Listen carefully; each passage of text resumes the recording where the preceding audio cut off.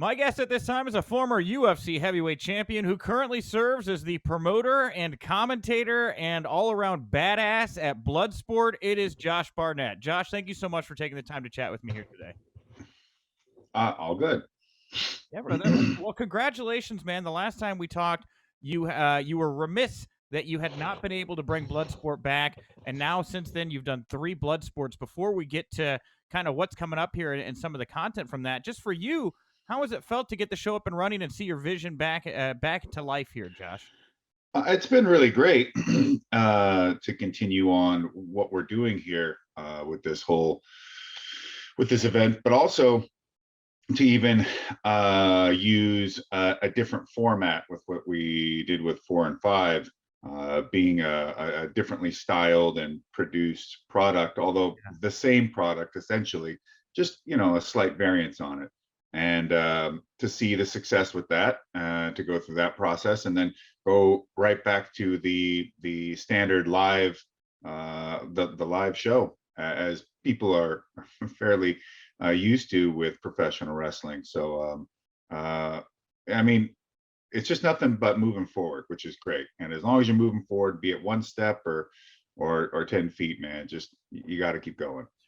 And I'm glad you brought up the production for 4 and 5, man. I mean, the visual aesthetic of this thing, you have nailed it, my friend. I thought these things look great. What are you doing differently here, 4 and 5 production wise? And as a promoter, what's it been like for you to get to know that side of the business, I guess, a little bit better?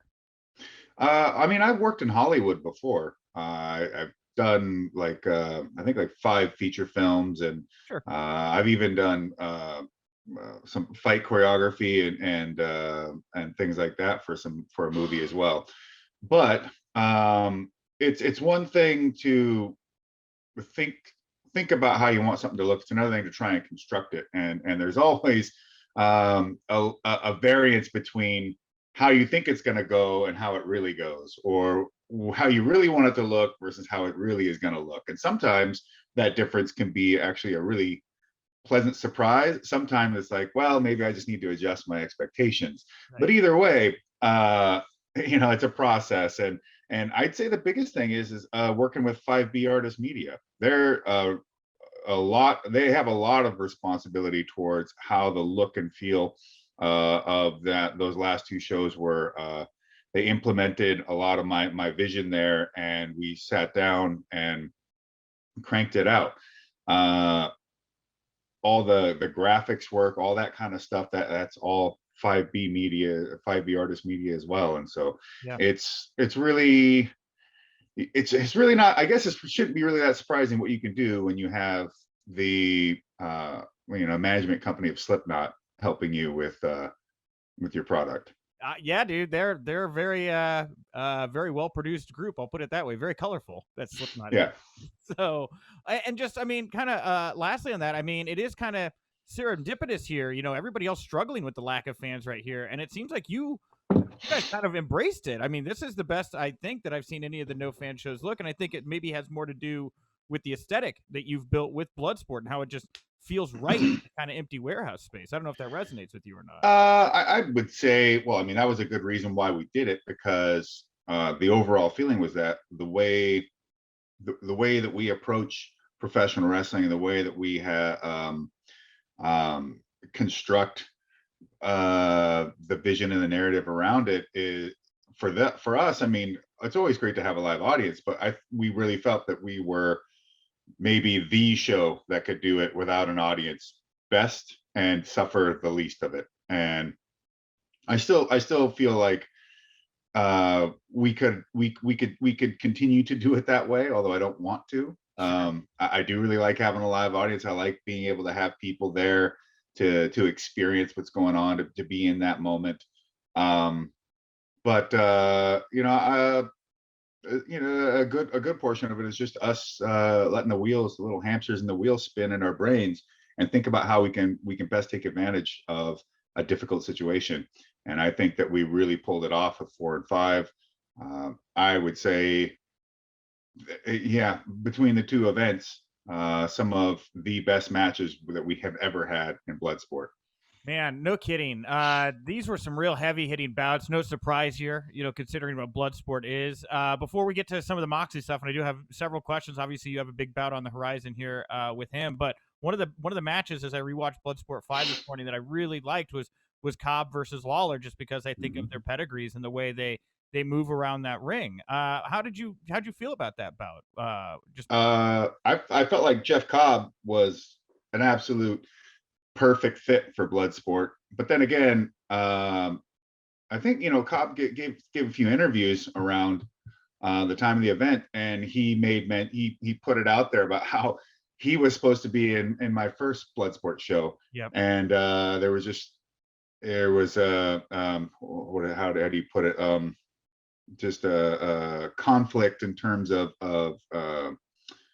events and capability. So it just wasn't possible for him to do that show, but he was able to be there, and he made mention that he wasn't very happy that he was watching instead of wrestling. But I've worked with Cobb in the past. I've gotten the chance to face him in the ring, and I just knew that this would be a place where he would shine, and sure enough, he did. He what he may lack in one area of wrestling, if he doesn't, his submission game is coming along, but his submission offense, while lacking, was not so much an issue because submission defense seemed to be highly adept. He's been doing a lot of work that I could tell to become even a greater wrestler than when I first ever met him, let alone when I was able to get in the ring with him. And it showed against Lawler, as he was able to really just work his way through any of his predicaments and eventually get the submission himself. And that's the thing. If you're not submitting Jeff Cobb, well, then I guess you got to try and knock him out. And that doesn't seem to be all that easy to do either. So a bit of a conundrum is how are you going to deal with Jeff Cobb in Bloodsport? Well, one of the things I think is so cool about Bloodsport is the pedigree of people you bring in. Jeff Cobb's an Olympian, Tom Lawler, former UFC like yourself. I wonder, obviously it's pro wrestling, but I mean, with the stakes this high and as real as it feels, when it comes to deciding winners and things like that, is there more of an intensity around that? Is there more of a competition, I guess, to prove yourself in that space? With Bloodsport. Well, in a sense, I mean, you really just explained it in that. It is pro wrestling. That's why guys with these pedigrees are in the ring, because it is pro wrestling. Because to me, professional wrestling is made up of that. Professional wrestling is Olympians and world-class powerlifters and fighters and boxers and you name it. That is part of what professional wrestling is, and that's why, for me, anyways, the way I go about putting these things together is I go back to that old way of doing things, that old palette, that very discerning eye for that little spark that you're looking for as a booker or promoter. And and even still, just because you're an Olympian doesn't necessarily mean that you will fit in this place, because I've seen some folks with Olympic backgrounds go into combat sports and it just not be for them. Doing judo or something else, they might excel, but as soon as the punches start flying, they're out. So there's no guarantees for Bloodsport, and when it comes to figuring out how to construct the whole thing, I'll just say that's a secret. We have our ways. Okay. And we figure it out in a myriad of fashions, but at the end of the day, I always try to make sure that whatever it is that we do, there's a reason and it makes sense, and that in a sense, everybody wins. Okay. If anybody, even if being in Bloodsport in and of itself isn't an elevating thing, then we're making a mistake. If putting everything you have in the ring against your opponent, and regardless of even if you lose, but you give it all, and you meet that confrontation head on, and that doesn't elevate you, then we've made a mistake.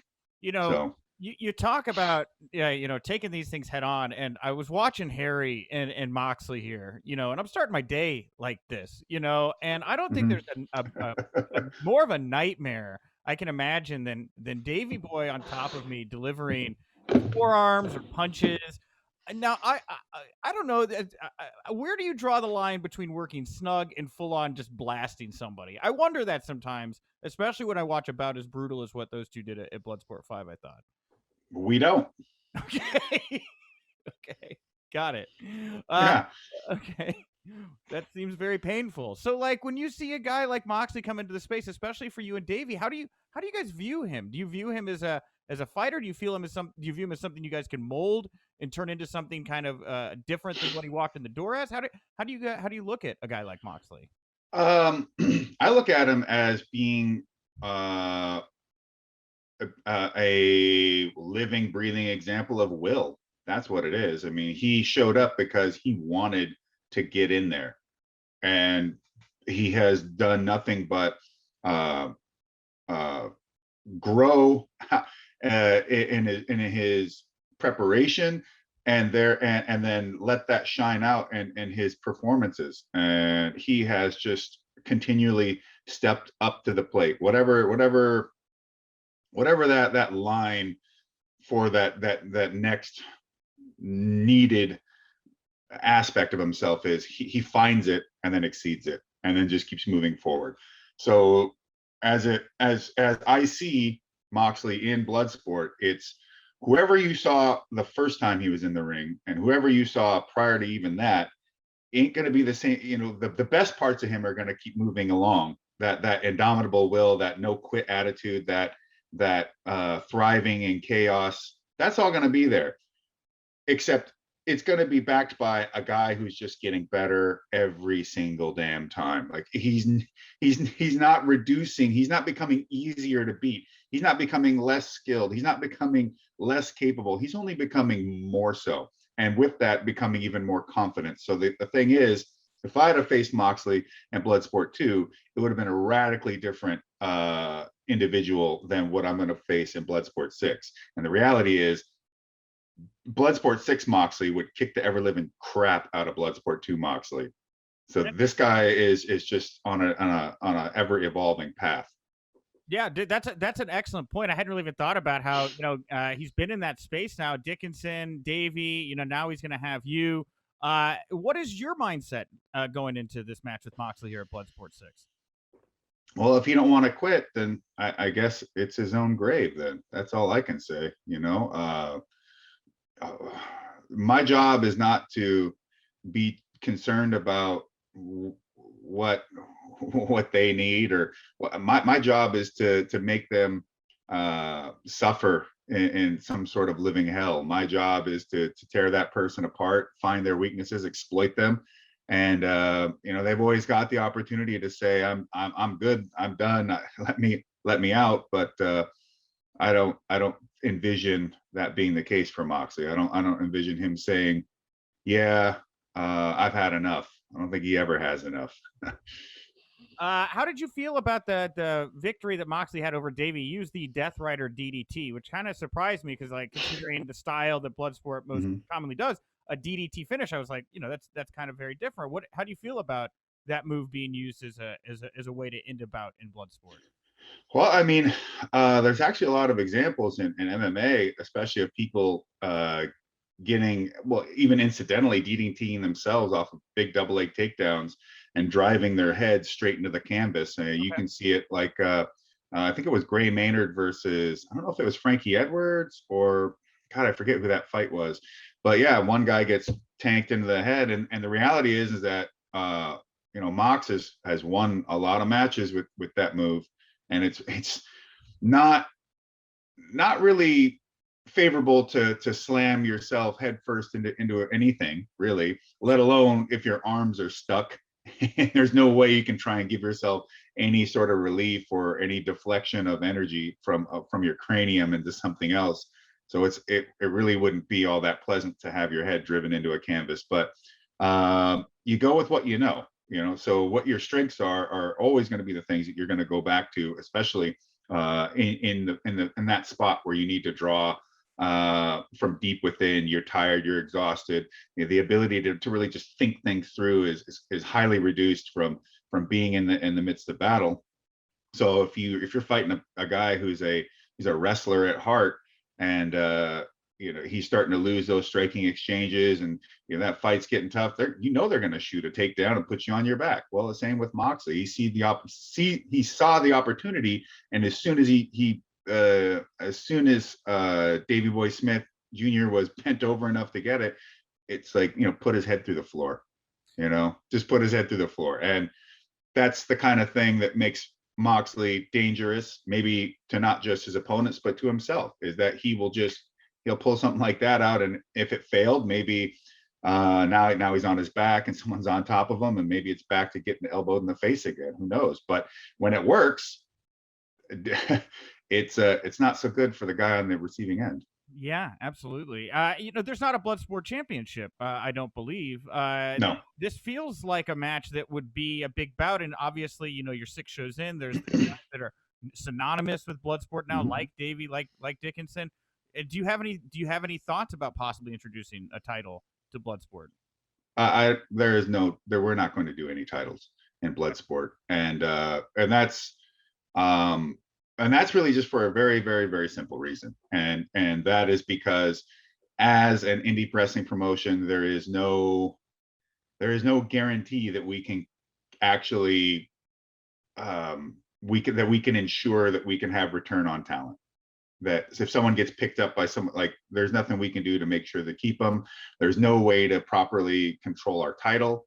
None of that exists in this space. So instead of having all this work go towards building up a champion, let's say, and somebody putting all that effort in and then having them just, get plucked off or who knows what. And so without that, I don't see any real reason to do a championship. But what we will do instead is we're going to have annual tournaments, just like we did a women's tournament. We're going to do a men's tournament.